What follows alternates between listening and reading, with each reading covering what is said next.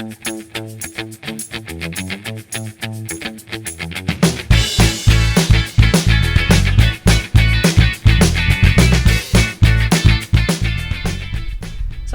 I get a lot of questions about what's in my camera bag, and I thought I'd give you a quick tour. It's not a big bag, it's a small ThinkTank Airport Airstream on wheels. Very sturdy, very secure, very compact and nice. I love this bag, I've had it for several years and I'm just super happy with it. Inside it I have two Sony Alpha full frame bodies. I recently switched to the Alpha system and I'm just super thrilled with making that decision. Here's my main camera, the A7R III, the 42 megapixel camera. I love the colors, I love the files from this, especially when I run them through Capture One. I mean, I'm happy with it and my clients are happy with the results, and that's very important. I also have the vertical grip. I don't use it all the time, but it's nice to have. On the house I have the 135mm G Master lens. This lens was you know, on top of my list when switching to this system. It's an amazing lens. I'm so impressed with the results I get from the combo with this lens and this camera. So I just, this just blew me away, this combo. Then I have my secondary camera, the A7 III, the 24 megapixel house. I don't need 42 megapixels all the time, so it's nice to have a camera with about half the resolution, approximately. Great camera. I use it for video work, also for stills, of course. But this is also the camera I take when I'm on holidays, you know, shooting family pictures and stuff like that. I have the size Sony 55mm 1.8 lens on it here, an amazingly sharp lens. This is just, you know, you get blown away by the results, and I love the character of this lens, the character it gives to the files, just like with the 135. I love these lenses, the look of them. I usually prefer fixed focal length lenses, primes, but when I tested this lens, the 16-35 2.8 G Master lens, I was just blown away by the results. I've had many lenses for other systems in this covering the same range, and this is super sharp all the way from the, you know, from the center to the corners. It's a beautiful lens, very sharp. I use it for industrial work and architecture and interiors and stuff like that.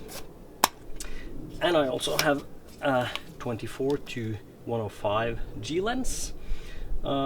This is the lens I use for, you know, video work. I also use it when I'm on holidays. I don't take primes on holidays. I bring a zoom lens and I have fun and I enjoy the vacation and I shoot a few images now and then. And this is a perfect lens, super sharp, super nice quality to the images. So it's I think this was a great choice. And then I have this little gem, or not so small actually. It's the Canon, the Canon tilt shift TSE 24mm, the version 2. Together with the A7R III, it gives, you know, the results and the details and the sharpness of these files. I was so blown away when I saw the results of this combo. So I love this lens. And to use it with the Sony, I have to use a Sigma adapter, or I don't have to use a Sigma, but I chose the Sigma because it works perfectly. The Sigma MC11, great combo with the A7R III. I also have my white balance and LCC cards. It's for building color profiles and dust profiles and stuff like that in Capture One. It's semi-transparent, some sort of plastic material. I use them quite a lot for industrial work and interiors and architecture. I also have a color check passport. I don't use it that often, I have to admit, but I do carry it. Lens hood for the tilt shift. Some clamps, always useful, together with some gaffer's tape. I don't keep my gaffer's tape in this bag, but clamps and gaffer's tape, lifesaver. The battery life of these two cameras are very good, so I just, I carry one spare battery because I can charge the batteries and the cameras via USB-C and a power bank out in the field, so it's no point having more than one spare battery.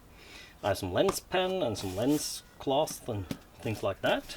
Memory cards, of course, and also keep some good old-fashioned business cards on paper with images printed on them.